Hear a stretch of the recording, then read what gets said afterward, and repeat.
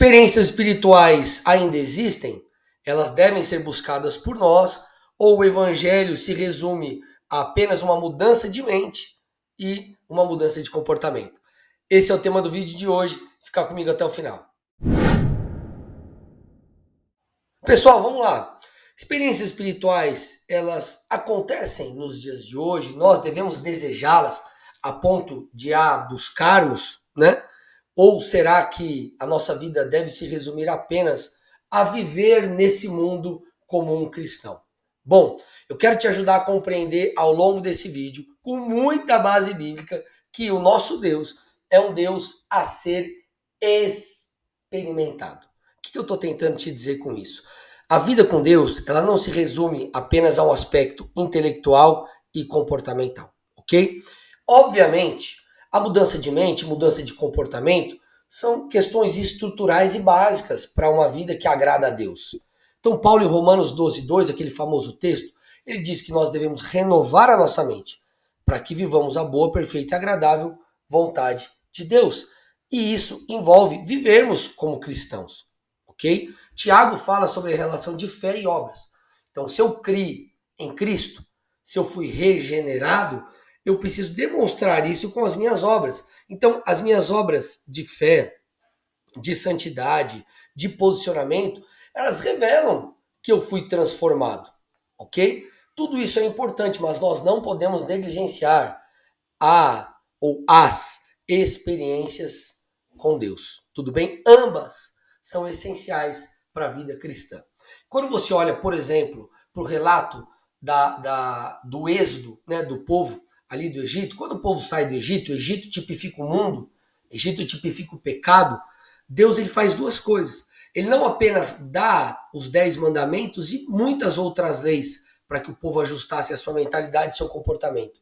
Mas Deus, ele dá ao povo também experiências sobrenaturais, ok?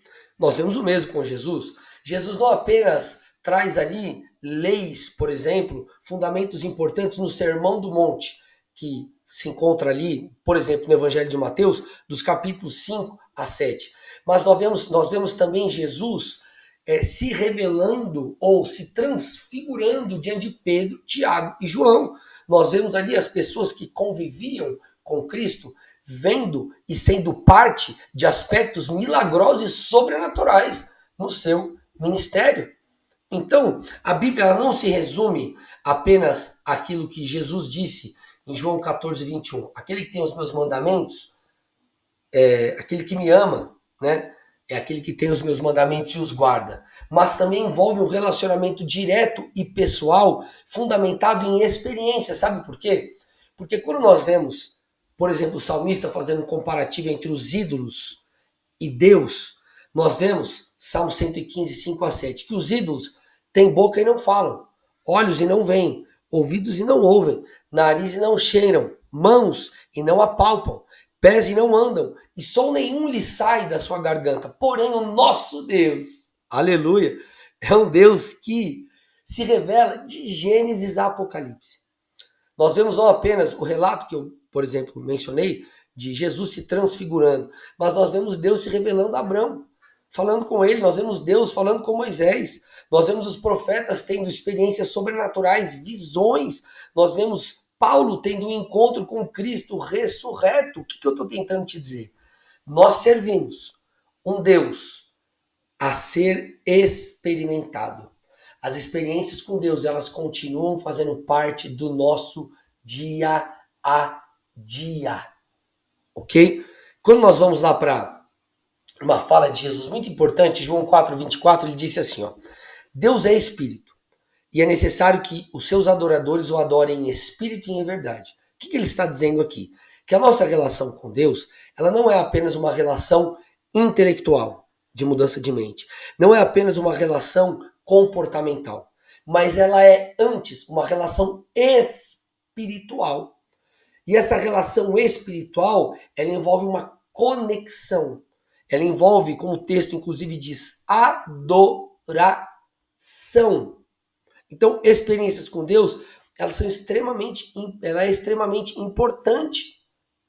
As experiências estão aí e elas são peça-chave na transformação do nosso caráter e na nossa formação enquanto cristãos. Talvez você me diga assim, André, mas eu já vi muitos excessos. Ok, eu concordo com você.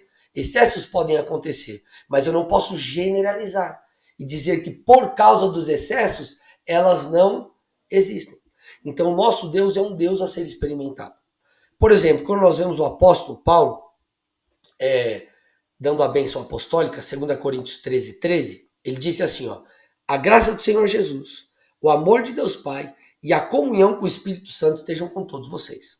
Então, ele está falando sobre a graça do Filho, o amor do Pai, e ele fala sobre a comunhão do Espírito. A palavra em português comunhão, ela normalmente remete a quê? Você se aproximar, fazendo um paralelo com as disciplinas espirituais, seria ler a Bíblia, né? Ter comunhão com o Espírito seria orar. Só que a palavra em português, ela não retrata a profundidade do que o termo grego diz. O termo grego para comunhão é koinonia. E koinonia era a palavra usada para expressar o mais próximo de todos os relacionamentos humanos.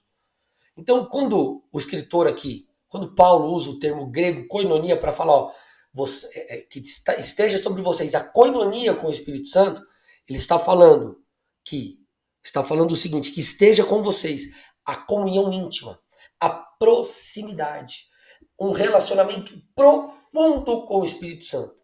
E esse relacionamento profundo envolve o quê? Ouvi-lo, diferentemente dos ídolos que não falam. Envolve ouvir Deus, tocar, entre aspas, Deus, sentir Deus, falar com Deus, se relacionar com Deus. Então Deus, ele deseja se relacionar conosco. Como que nós sabemos disso? Alguns textos mostram, por exemplo, Mateus 27:51 diz que quando Jesus morreu, o véu do templo se rasgou de alto a baixo. Esse se rasgar do véu mostra duas coisas. Primeiro, quem fez essa obra foi o Pai que enviou o Filho. Então, o Pai enviou o Filho para restaurar o relacionamento, a comunhão com os homens. Ok?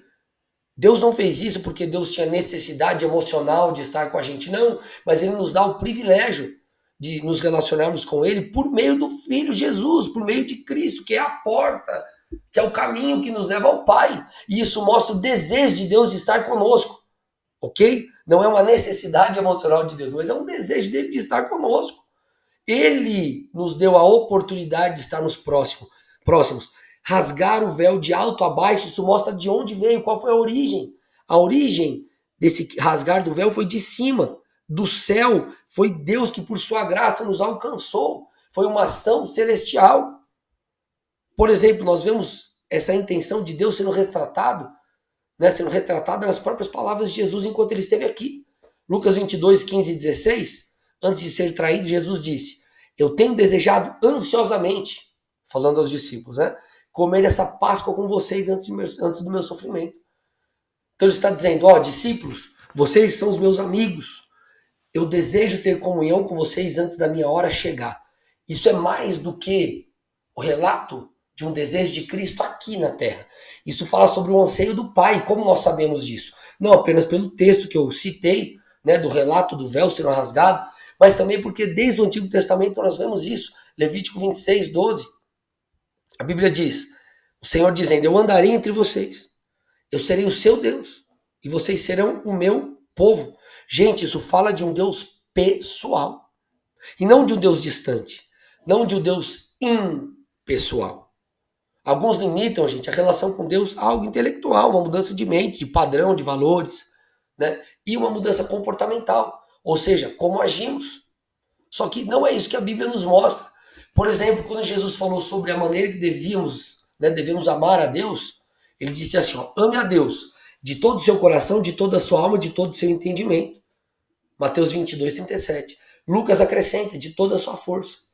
Ou seja, nós não temos que amar a Deus apenas com o entendimento e com a força, ou seja, com a mente, padrões, mentalidade e com a força, com o que fazemos.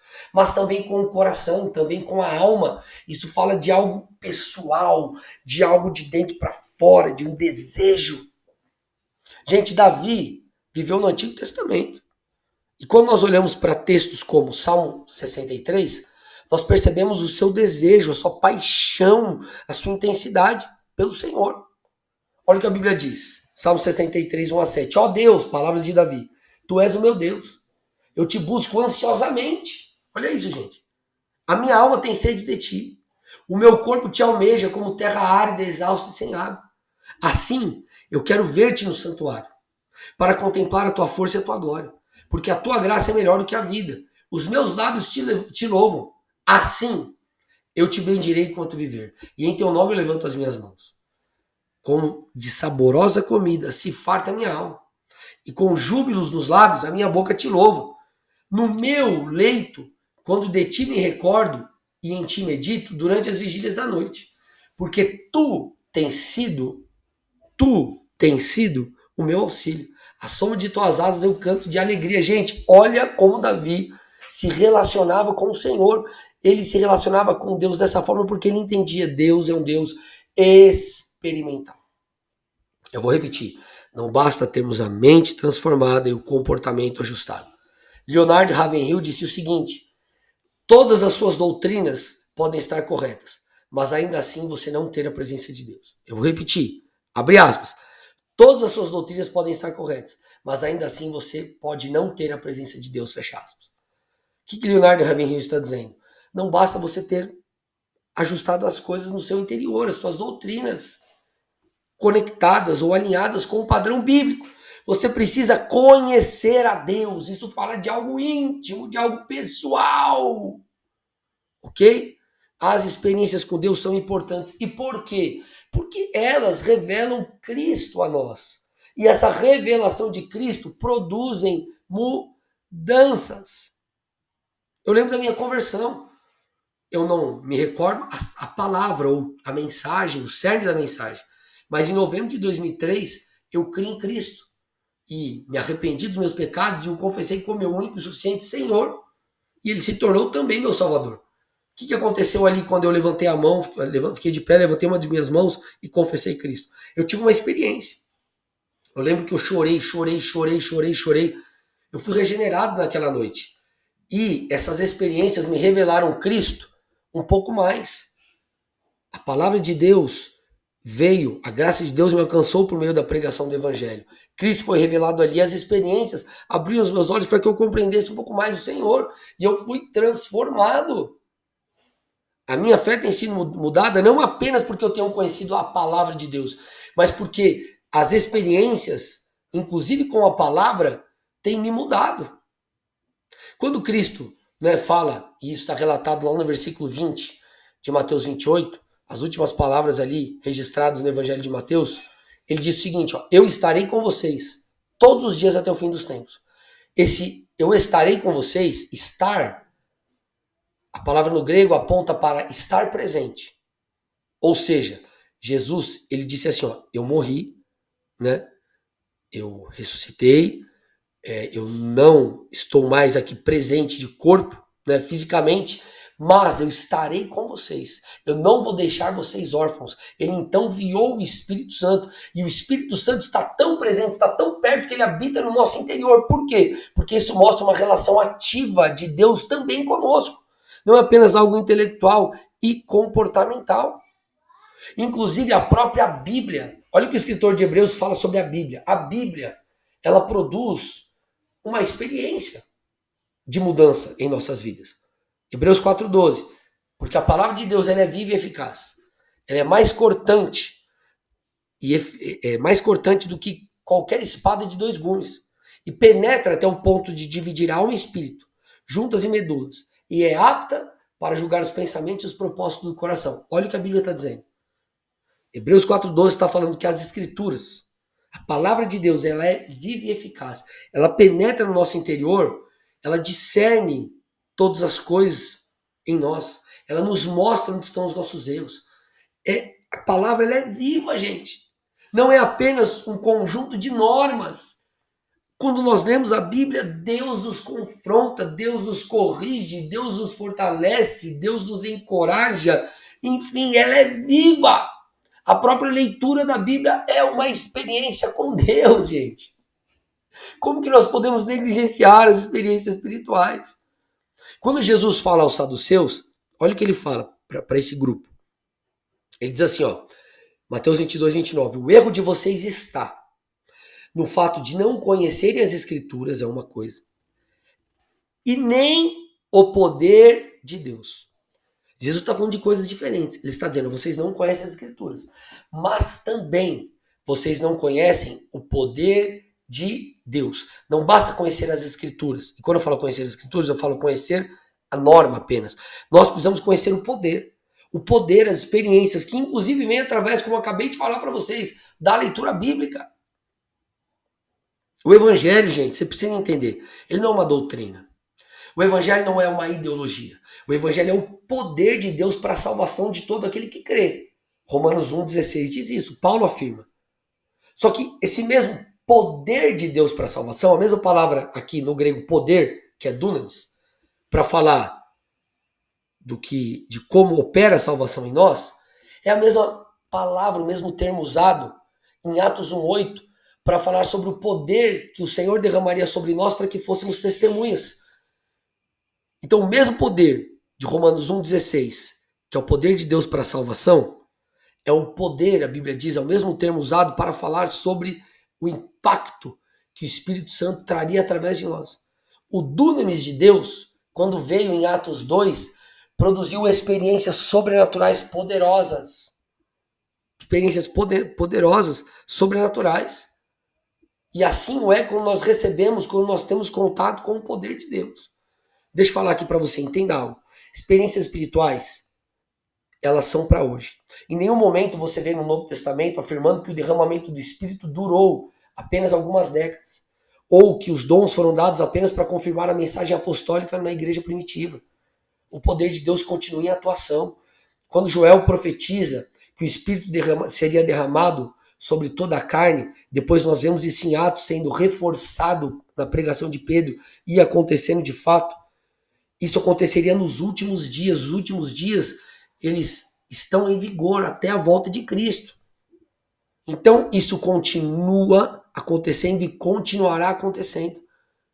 Ou seja, você precisa buscar experiências espirituais. Não experiências espirituais pelas experiências.